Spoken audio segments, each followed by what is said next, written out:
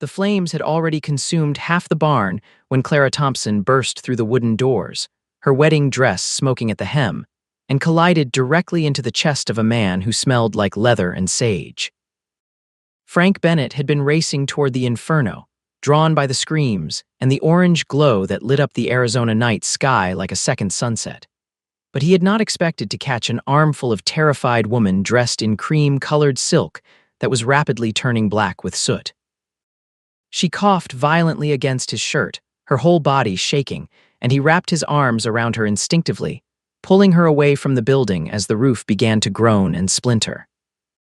Behind them, the barn let out a sound like a dying animal, timber cracking and collapsing inward, sending sparks spiraling up into the darkness like angry fireflies. "I have got you," Frank said, his voice steady even as his heart hammered against his ribs.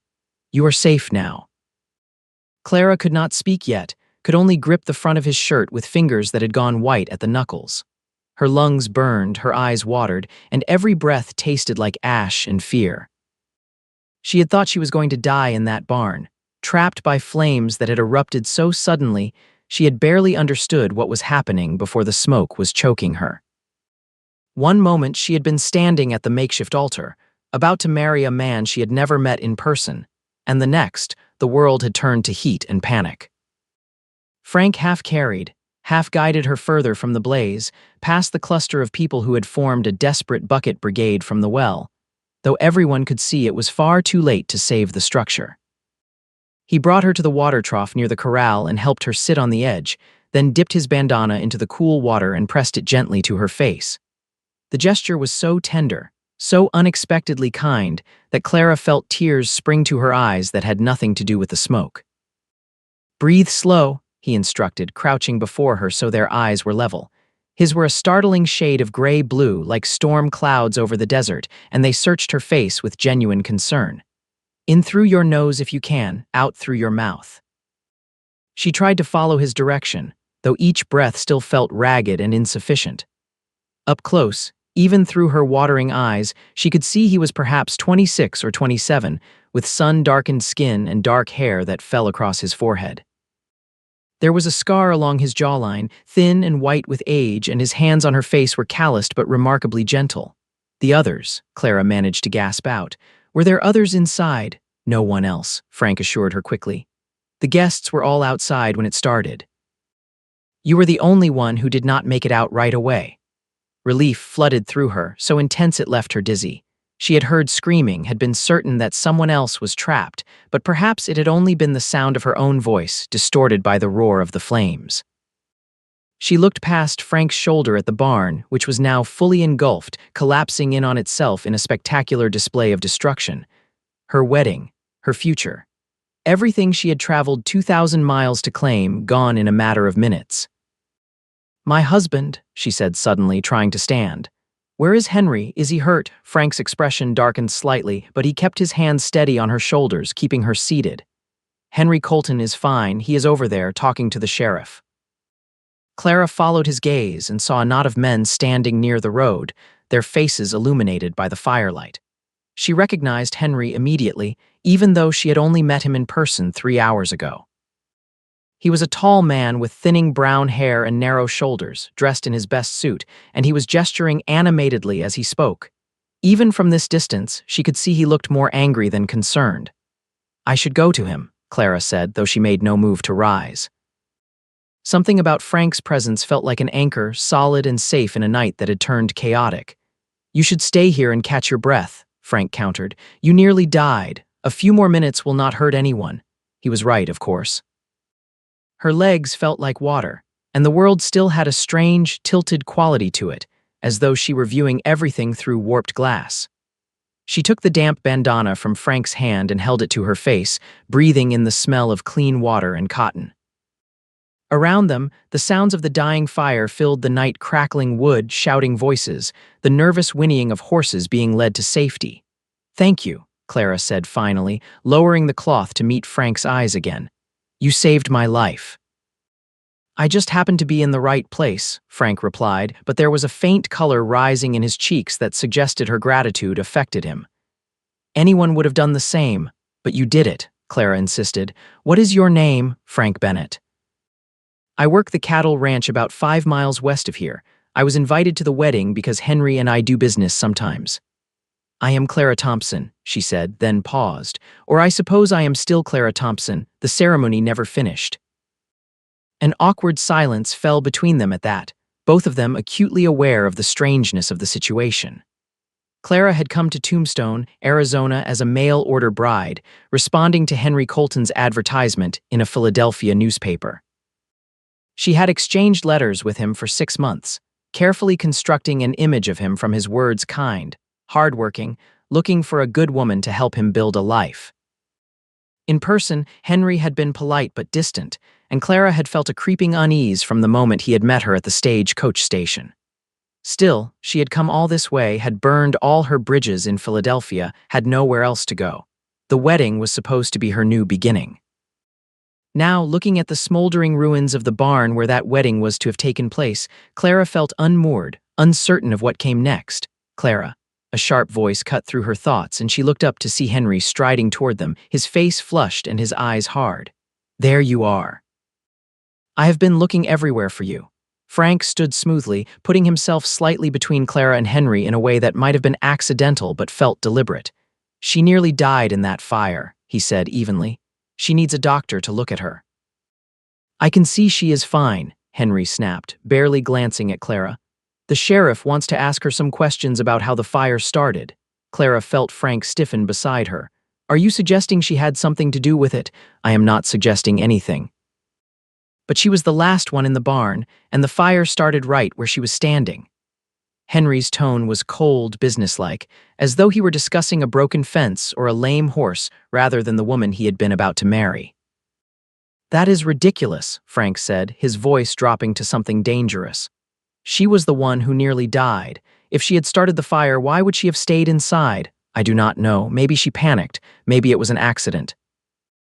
Henry finally looked at Clara directly, and she saw suspicion in his eyes that made her stomach turn. Either way, the barn is gone, along with everything I had stored in it. That is $300 worth of equipment and supplies, not to mention the structure itself. Clara found her voice, though it came out rough and strained. I had nothing to do with the fire. One moment we were standing there, and the next, flames just erupted from the hay bales near the back. It happened so fast. Convenient, Henry muttered. Watch yourself, Frank warned, and there was no mistaking the threat in his tone now. For a moment, the two men stared at each other, and Clara had the sudden, vivid impression of two wolves circling, testing for weakness. Then the sheriff, a portly man with a magnificent mustache, hurried over and inserted himself between them. Now, gentlemen, no need for trouble. Henry, I have already told you, it looks like the fire started from a knocked-over lantern in the hay. Pure accident, these things happen. He turned to Clara with a much gentler expression. Miss Thompson, are you all right? That must have been terrifying.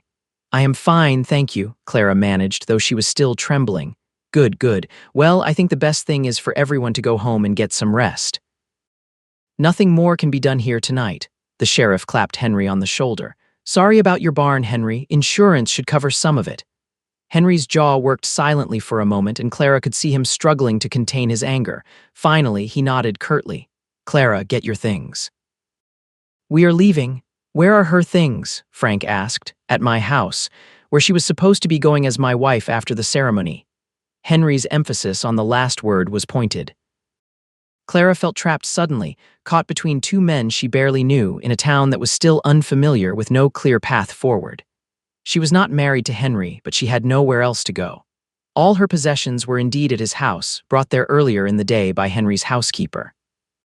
She had no money for a hotel, no friends or family within 2,000 miles.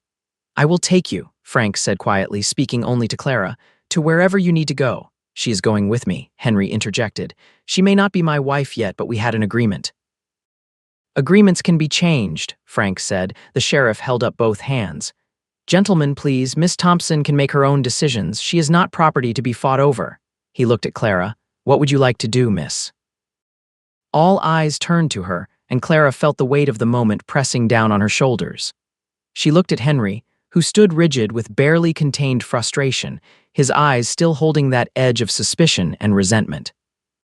Then she looked at Frank, who watched her with those storm cloud eyes, his expression open and concerned, waiting for her decision without trying to force it. "I need my belongings," Clara said carefully. "If Mr. Colton will permit me to stay at his home tonight in a separate room, I would appreciate it. Tomorrow, when my head is clearer, we can discuss what happens next." It was a diplomatic answer, and she could see Frank did not like it, but he nodded acceptance. Henry looked somewhat mollified, though his expression remained sour. "Fine," Henry said. "My housekeeper will prepare the spare room, but we will talk in the morning about salvaging this arrangement. I did not pay for your train ticket and wait 6 months just to have you back out because of a little fire." The words stung, partly because of their callousness and partly because Clara knew he was right about one thing. She had entered into an agreement, and she had no easy way to extricate herself from it. She had sold everything she owned in Philadelphia to make this journey, fleeing a city where she had no prospects and too many painful memories. Going back was not an option. Frank reached out and took her hand briefly, squeezing it in a gesture of support that felt shockingly intimate given they had met less than an hour ago. "If you need anything, anything at all, my ranch is 5 miles west on the main road, Bennett Ranch. Anyone in town can tell you how to find it."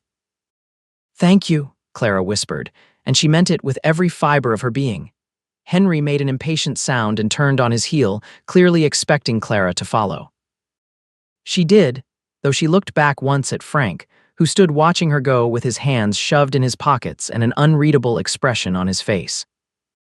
The firelight cast wild shadows across his features, making him look almost dangerous, and Clara felt something shift in her chest, some recognition she could not name.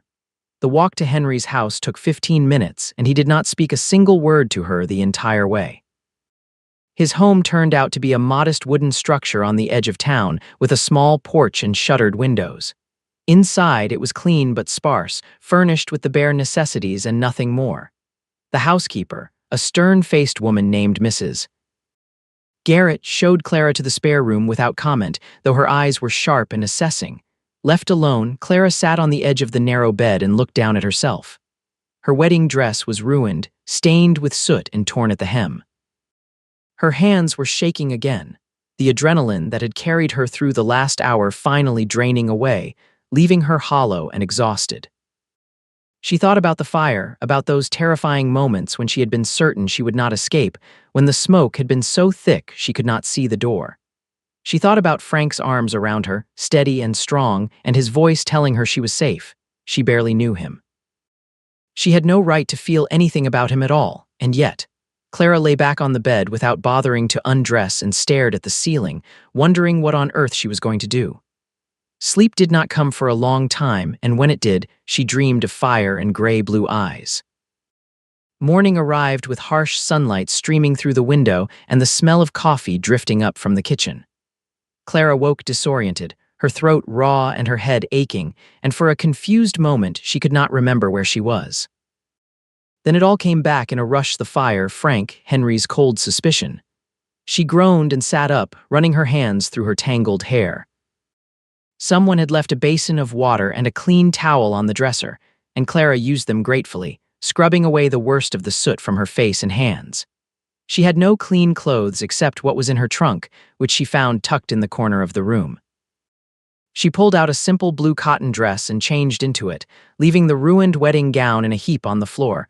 Downstairs, she found Henry and Mrs. Garrett at the kitchen table, eating breakfast in silence.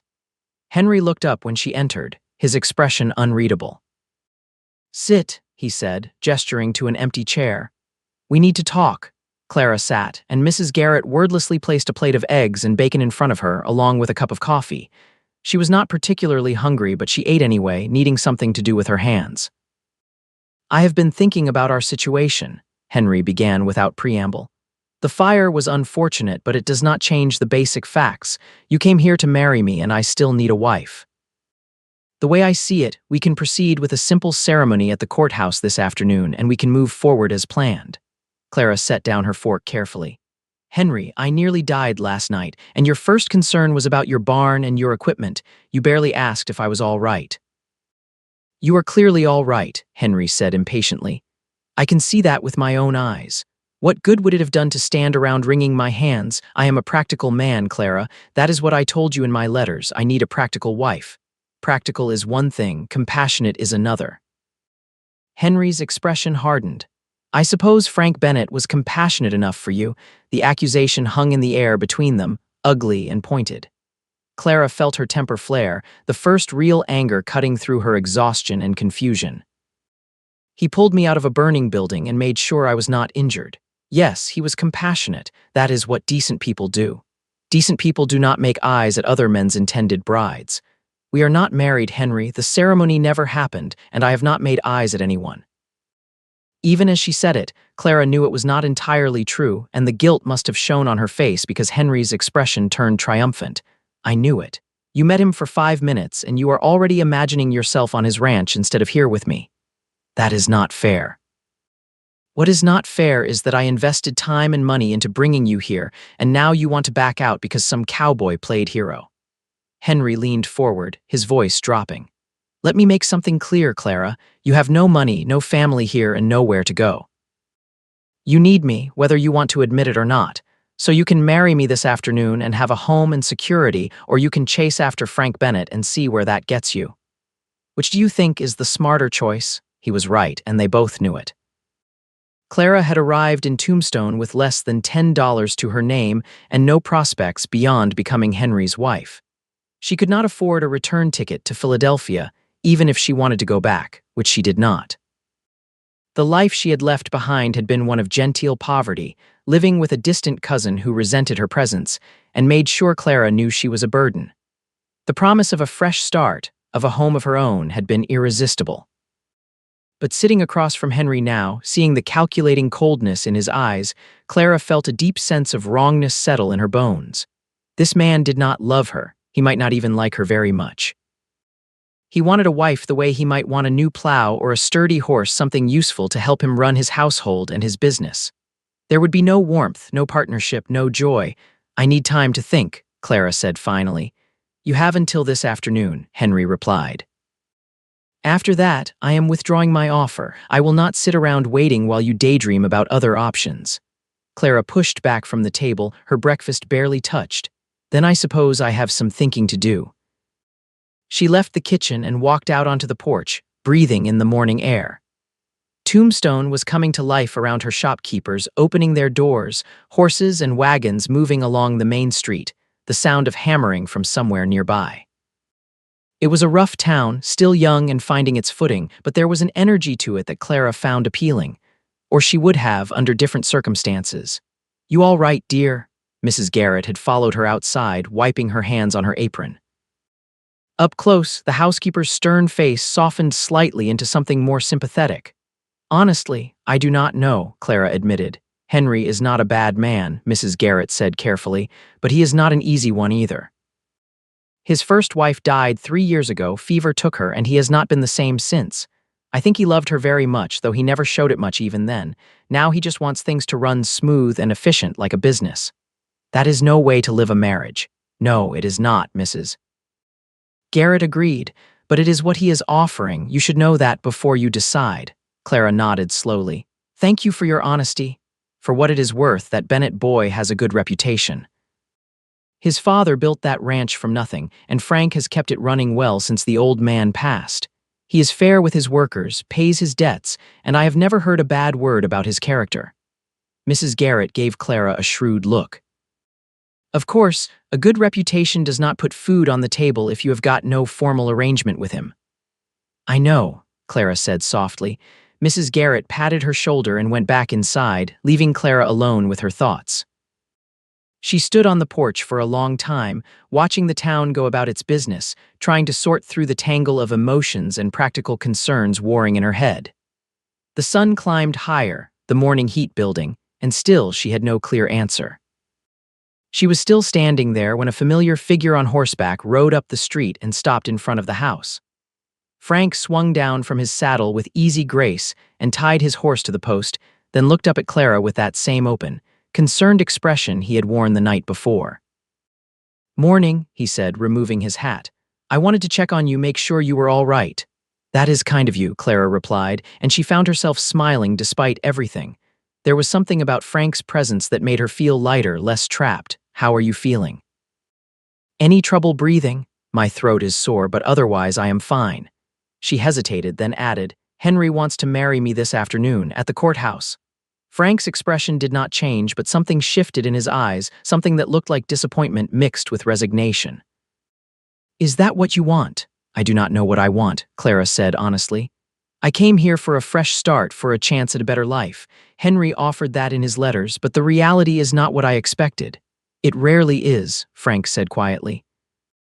He climbed the steps to stand beside her on the porch, close enough that she could smell leather and horses and something uniquely him.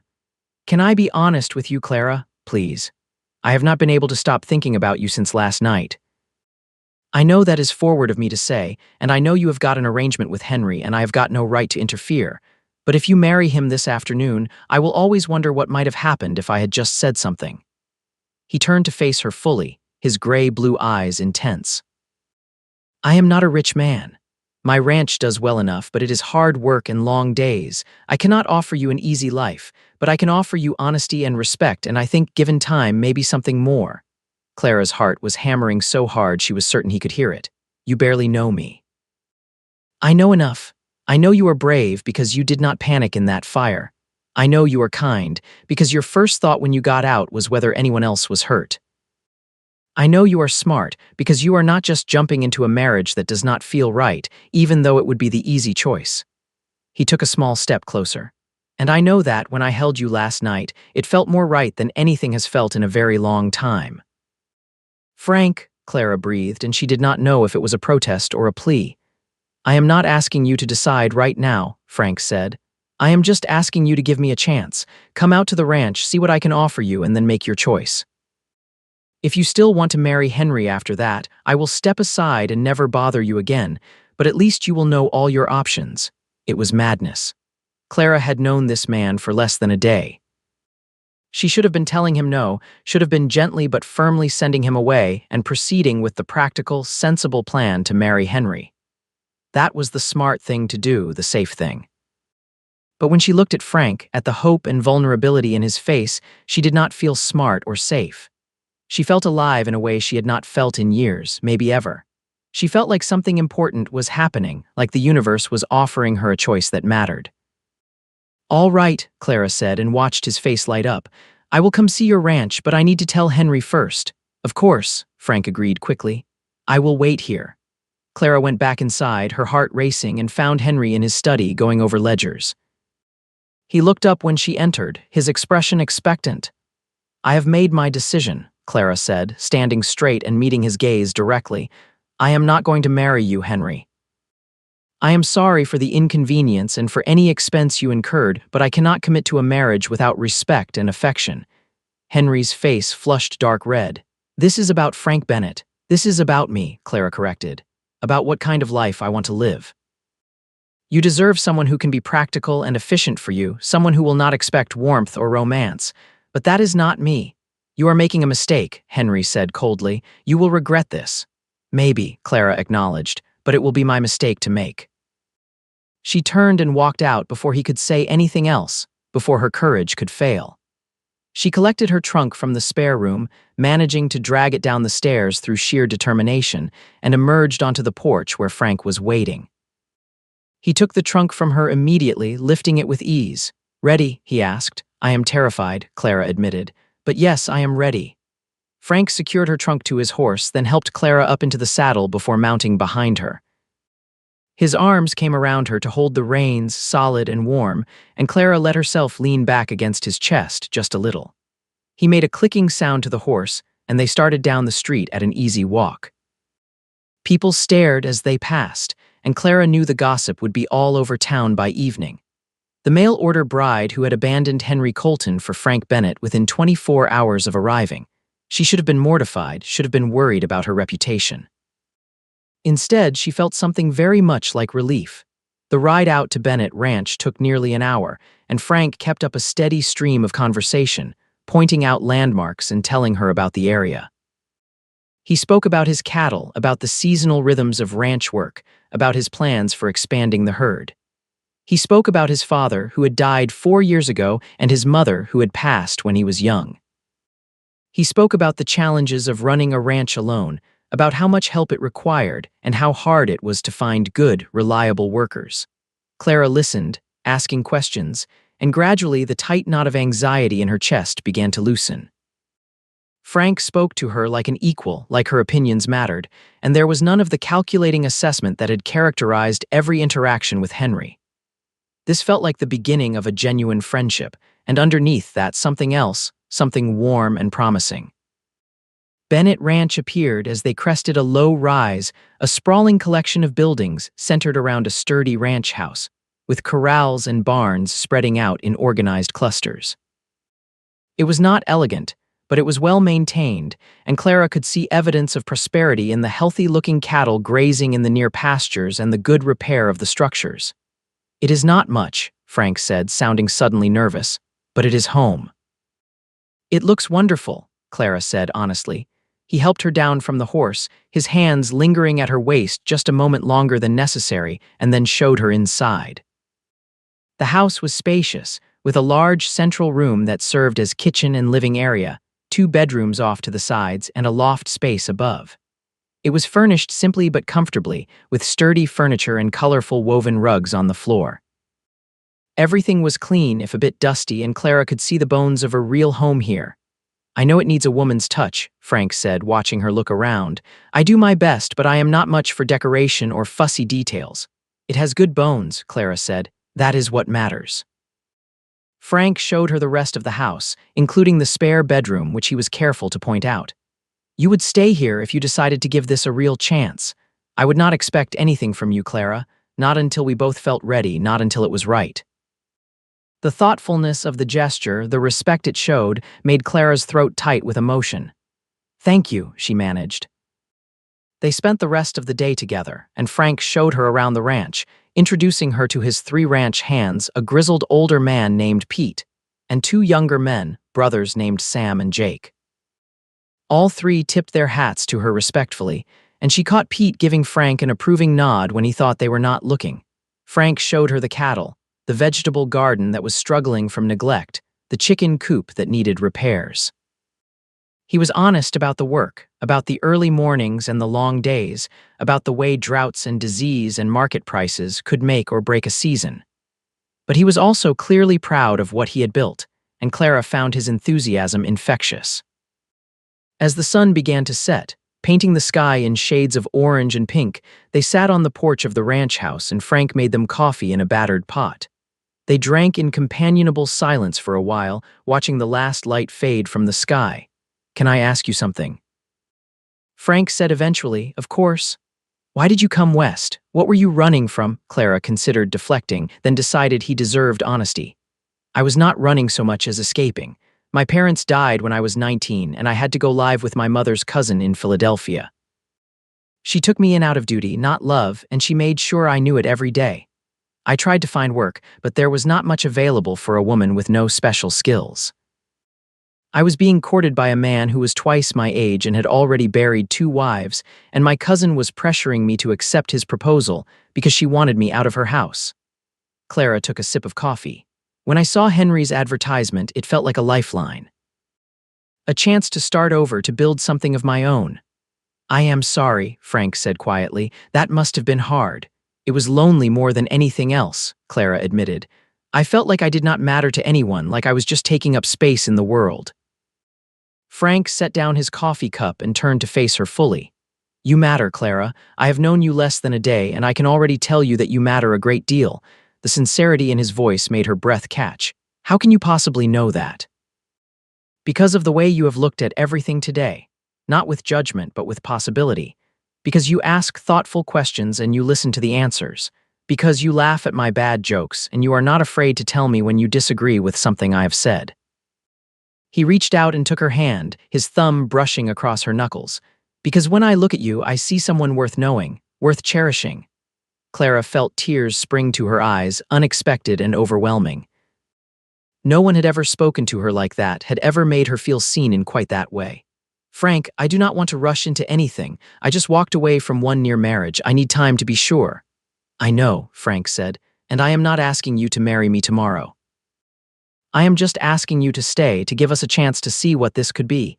You can have the spare room for as long as you need it. No pressure, no expectations. Just time to figure out if this feels right to you too.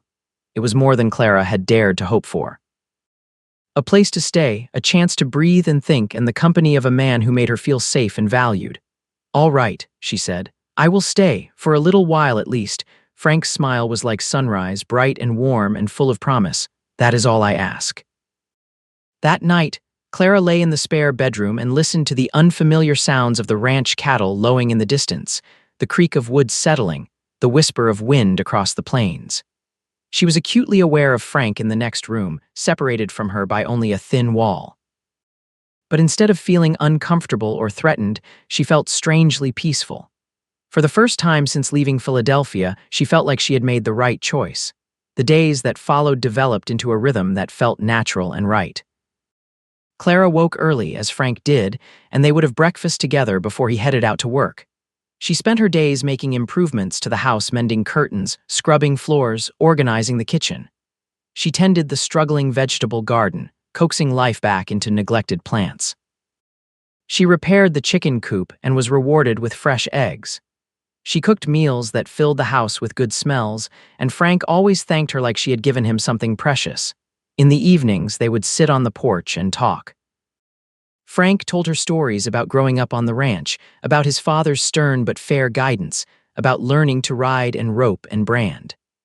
Clara told him about Philadelphia, about the books she loved to read, about her mother's garden that had been her favorite place as a child. They discovered shared tastes in music and poetry, a mutual love of storms, and a tendency toward stubbornness that made them both laugh. Sometimes Frank would play his guitar, old folk songs and ballads, his voice rough but pleasant. Clara would close her eyes and listen, feeling something warm and sweet unfurl in her chest.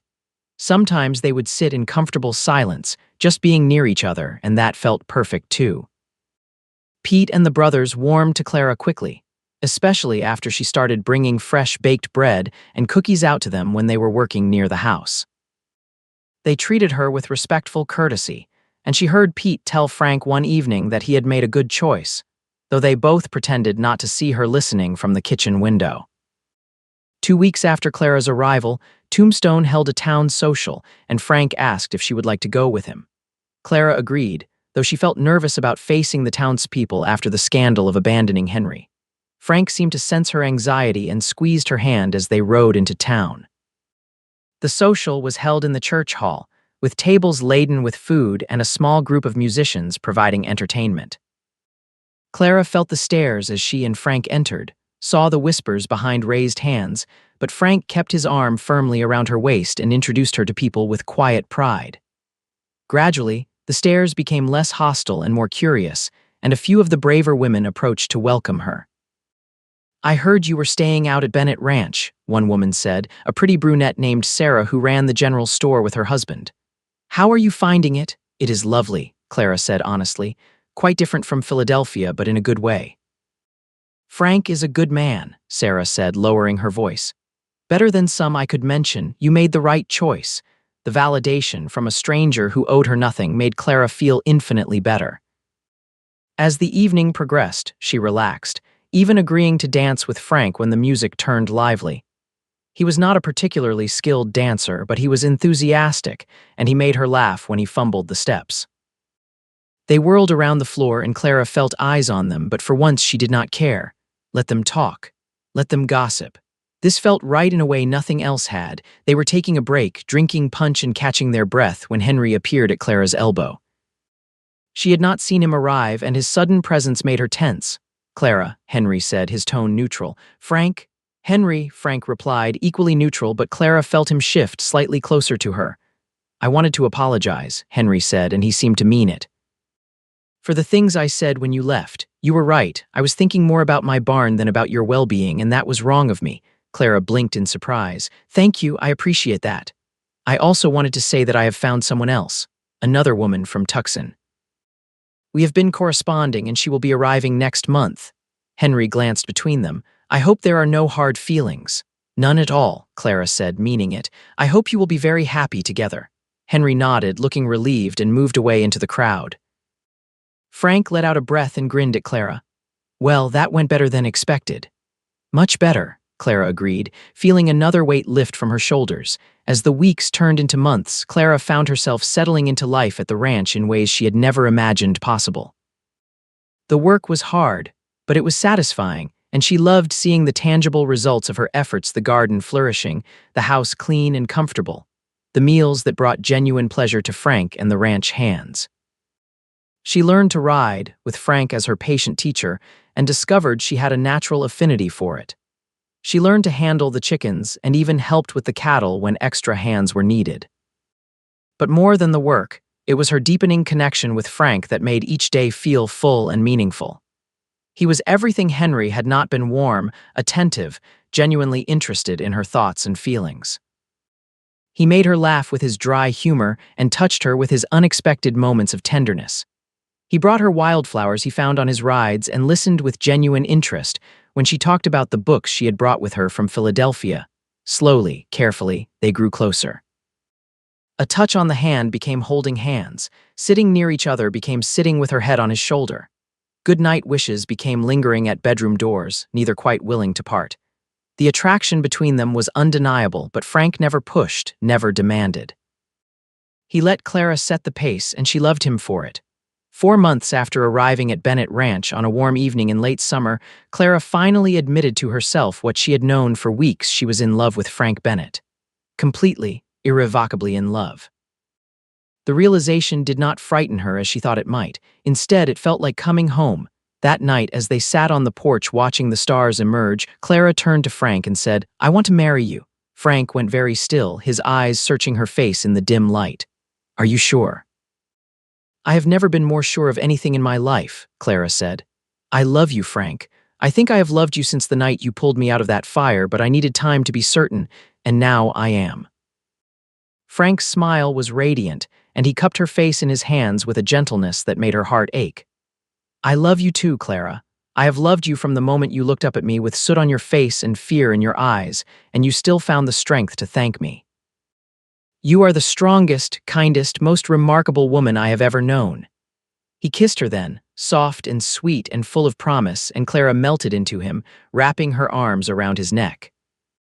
The kiss deepened, becoming something more urgent, and when they finally pulled apart, both were breathing hard. "Marry me tomorrow," Frank said, his forehead pressed against hers. "I do not want to wait another day." "Tomorrow," Clara agreed, laughing breathlessly. "Yes, let us get married tomorrow." They rode into Tombstone at dawn and were married by the Justice of the Peace in a simple ceremony with Pete, Sam, and Jake as witnesses. Clara wore a new blue dress that Sarah from the general store had helped her pick out, and Frank wore his best suit and looked so handsome it made Clara's breath catch. There was no fire this time, no disaster, just quiet joy and the beginning of a life they would build together. Their wedding night was tender and passionate, all the careful restraint of the past months finally released. Frank was gentle with Clara, attentive to her needs and her pleasure, and she discovered that intimacy with someone you truly loved was a revelation. They came together with laughter and sighs, learning each other's bodies and hearts, and afterward lay tangled in each other's arms, talking until dawn. The months that followed were the happiest of Clara's life. She and Frank fell into an easy partnership, working side by side to run the ranch, making decisions together, supporting each other through challenges and celebrating successes. The ranch prospered under their joint management, and they began to make improvements, expanding the herd, building a new barn, hiring additional help. Clara became a fixture in Tombstone society, making friends among the other ranch wives and townswomen. She joined the Ladies' Aid Society and helped organize fundraisers for the new schoolhouse. She wrote long letters to an old friend in Philadelphia, describing her new life in glowing terms, and was gratified when her friend wrote back expressing envy at Clara's happiness. But the greatest joy came a year and a half after their marriage, when Clara discovered she was pregnant.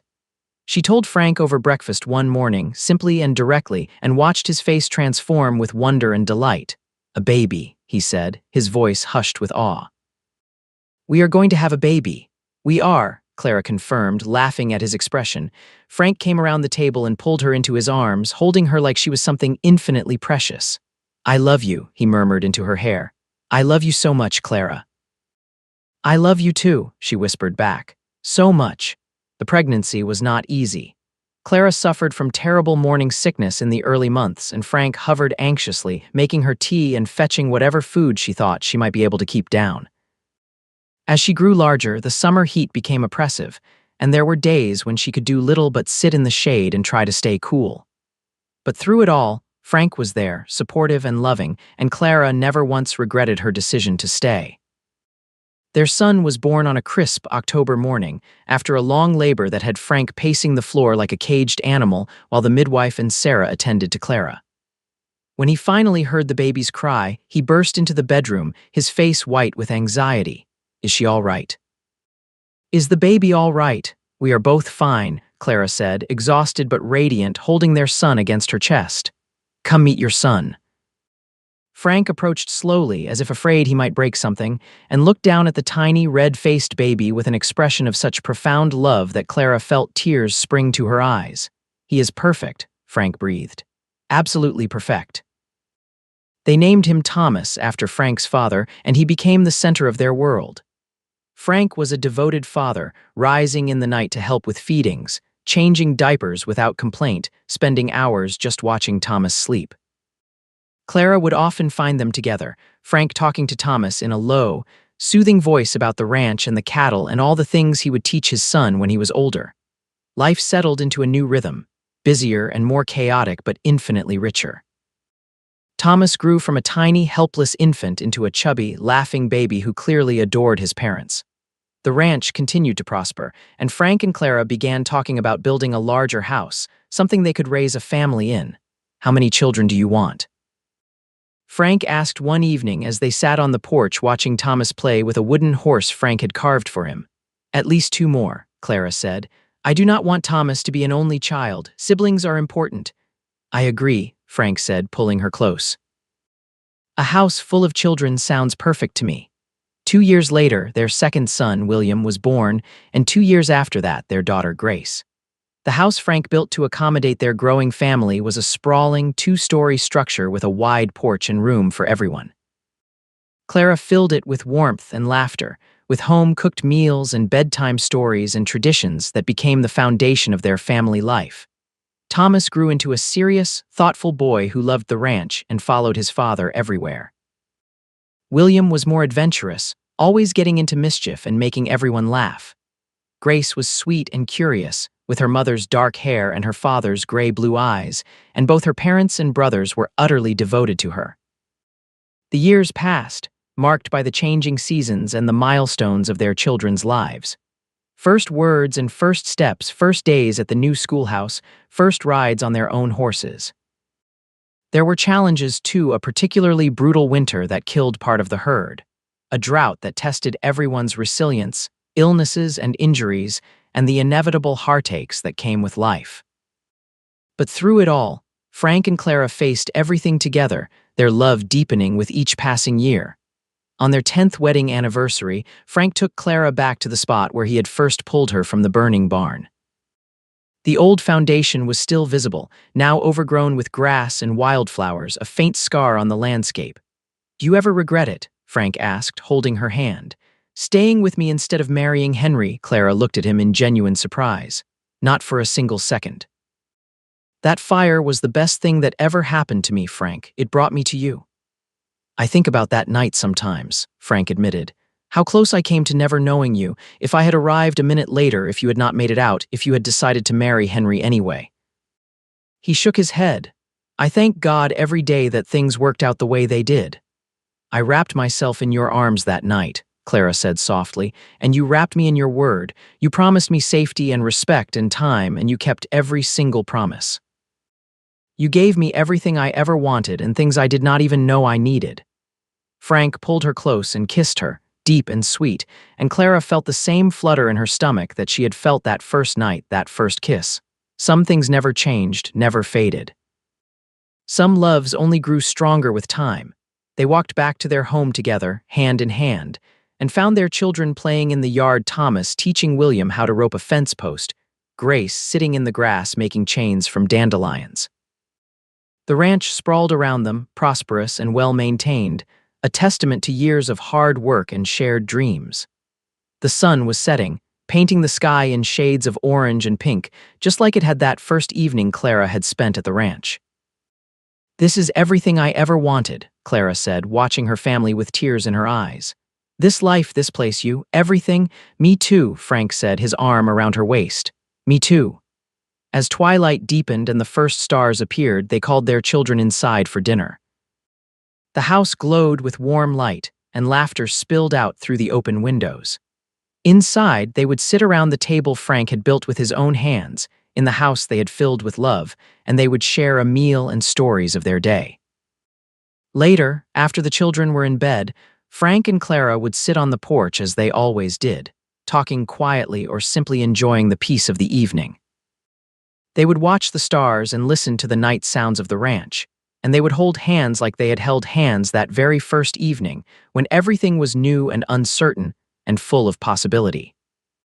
Clara Thompson Bennett had come to Arizona as a mail-order bride, fleeing a burning barn and an uncertain future. She had been caught by a cowboy who wrapped her in his arms and gave her his word, and in doing so, had given her everything she never knew she needed. She had found home in the most unexpected way, in the most unexpected place, with the most extraordinary man. And every single day, she was grateful beyond measure for the fire that had led her to Frank, for the courage to choose love over security, for the life they had built together from nothing but hope and determination, and a love that had started in a moment of crisis and grown into something that would last a lifetime. Years continued to pass in their comfortable rhythm, and the Bennett Ranch became known throughout the region as one of the most successful and well-run operations in the territory. Thomas took over more and more responsibilities as he grew into a capable young man, showing his father's natural gift for ranching. William discovered a talent for horse training and began building a reputation that brought buyers from as far away as Texas. Grace proved to have her mother's head for figures and kept the ranch's accounts with meticulous precision. Frank and Clara aged together gracefully, their love maturing into something even deeper and more profound than those early passionate years. They knew each other completely now, could communicate with a glance, finish each other's sentences, anticipate needs before they were spoken. They had weathered storms, both literal and figurative, had celebrated triumphs and mourned losses, and through it all, their partnership had remained unshakable. On their 20th anniversary, the family threw them a celebration that brought neighbors from miles around. The party lasted late into the night, with music and dancing and more food than anyone could possibly eat. Clara stood in the midst of it all, watching Frank laugh with old friends, watching their children move through the crowd with easy confidence, and felt such overwhelming gratitude that it brought tears to her eyes. Sarah, her friend from the general store, now graying and grandmother herself, appeared at Clara's elbow with 2 glasses of punch. "Happy anniversary, dear. 20 years, that is quite an accomplishment." "It does not feel like 20 years, Clara said honestly. "It feels like no time at all and also like forever, if that makes sense." "Perfect sense," Sarah agreed. "That is what a good marriage feels like. My Henry and I just celebrated our 30th and I feel the same way." Clara smiled at the mention of Henry, Sarah's husband, and coincidentally sharing a name with the man Clara had almost married. That Henry Colton had indeed married his bride from Tucson, and they had moved away from Tombstone some years ago. Clara occasionally wondered how his life had turned out but felt no regret about the choice she had made. As if sensing her thoughts, Frank appeared at her side and slipped his arm around her waist. "What are you thinking about?" "About how lucky I am," Clara said simply. "About how a burning barn and a cowboy with kind eyes changed everything." "I was the lucky one," Frank insisted. "I saw you that night, stood on your face and fear in your eyes, and somehow I just knew, this is her, this is the woman I have been waiting for. You barely knew me." "I knew enough," Frank said, "and I have spent 20 years learning the rest, and I fall more in love with you every single day." Clara turned in his arms and kissed him, not caring that they were in the middle of a party that people were watching.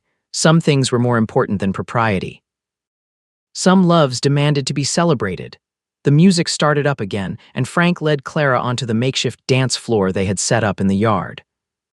They swayed together under the stars, and Clara rested her head on his shoulder, breathing in the familiar scent of him, feeling the solid strength of his body against hers. This man had saved her life in more ways than one. He had given her safety and security, yes, but more than that, he had given her love and purpose and a place to belong. As they danced, Clara caught sight of Thomas dancing with a girl from a neighboring ranch, looking at her with an expression that was achingly familiar. William was demonstrating a rope trick for a group of admiring young people, showing off in the way young men do. Grace was sitting on the porch with an older woman, listening intently to some story, her face bright with interest. Their children were growing up, finding their own paths, but they would always have the foundation Frank and Clara had built for them of love and security, and the knowledge that family was everything. The party wound down eventually, and the guests departed, leaving behind a mess that could wait until morning. Frank and Clara stood in the yard, watching the last wagon disappear down the road and then turned to survey their home. "Come with me," Frank said suddenly, taking Clara's hand. "I want to show you something." He led her to the new barn they had built 5 years ago, much larger and sturdier than anything on the property before. Inside, by the light of the lantern Frank lit, Clara could see the familiar sight of horses in their stalls, hay bales stacked neatly, tools hung in their proper places. Everything organized and cared for the way Frank did everything. "Remember the barn that burned?" Frank asked. "The one where we met, of course. How could I forget? I used to think it was a tragedy, that fire, such destruction, such loss, but over the years I have come to see it differently." Frank set down the lantern and turned to face Clara, taking both her hands in his. "That fire brought you to me. It destroyed one future but made another one possible. And I would not change a single thing about that night, not one single detail, because it led to this, to us, to everything we have built together." Clara felt tears spill down her cheeks, moved beyond words by his declaration. 20 years, and he could still make her cry with the depth of his love. "I made you a promise that night," Frank continued. "I wrapped you in my arms and I gave you my word that you were safe, that I would protect you. And I want to renew that promise now, 20 years later. You are safe with me, Clara. You always will be. For the rest of our lives, however long that may be, I will love you and cherish you and do everything in my power to make you happy." "You have made me happy," Clara said through her tears. "Every single day you have made me happy. I love you, Frank Bennett. I love you with my whole heart." They came together in the quiet of the barn, holding each other close, and outside the stars wheeled overhead and the night wind whispered through the grass. Somewhere, cattle lowed softly, and horses moved in their stalls, and the ranch settled in for another peaceful night. Inside the house, their children were already asleep, exhausted from the celebration. Tomorrow they would all wake and resume the rhythms of ranch life, the endless cycle of work and rest, challenges and rewards. But tonight, Frank and Clara stood together in the barn and remembered where it had all started, how far they had come, and everything they had built from ashes and hope. The years ahead would bring more changes. Thomas would marry and have children of his own, eventually taking over full management of the ranch. William would establish his horse breeding operation and gain a reputation throughout the West. Grace would marry a banker from Tucson and divide her time between city life and the ranch she would always consider home. There would be grandchildren to spoil, new challenges to face, and the inevitable sorrows that come with age and loss. But through it all, Frank and Clara would remain constants for each other, their love the foundation upon which everything else was built. They would grow old together, their hair turning silver, their steps growing slower, but their devotion never wavering. They would sit on the porch in their final years and watch the sun set over land they had worked and loved, and they would hold hands just as they had done from the very beginning. And when people asked Clara about how she met her husband, she would smile and tell the story of the burning barn, of the cowboy who wrapped her in his arms and gave her his word, of the choice she made to trust love over security. She would tell it as a love story, which is what it was, from the very first moment to the very last. The Bennett Ranch would remain in the family for generations, a testament to what Frank and Clara had built together. Their grandchildren and great-grandchildren would walk the same land, tend the same herds, and live in the house that had sheltered so much love. And they would tell the story of how it all began, with a fire and a cowboy and a brave woman who chose love when it would have been easier to choose safety. But that was all in the future. For now, in this perfect moment, Frank and Clara stood in the barn and held each other close, grateful beyond measure for the journey that had brought them together. A mail-order bride fleeing a burning barn, caught by a cowboy who wrapped her in his arms and his word. And together, they had built something that would outlast them, both a legacy of love and family and the courage to choose the difficult path when it led to something true. The lantern flickered in the quiet barn, casting dancing shadows on the walls, and outside the Arizona night stretched vast and beautiful above Bennett Ranch. Home, love, family. Everything that mattered, all of it born from a moment of crisis and transformed into a lifetime of joy. Clara had come to Arizona expecting one future and found something infinitely better. She had discovered that sometimes the universe has different plans, better plans, and that the courage to embrace those plans, even when they are terrifying and uncertain, can lead to happiness beyond imagination. As they finally left the barn and walked back to the house, hand in hand as always, Clara looked up at the stars and sent a silent thank you to whatever forces had brought her to this place, to this man, to this life.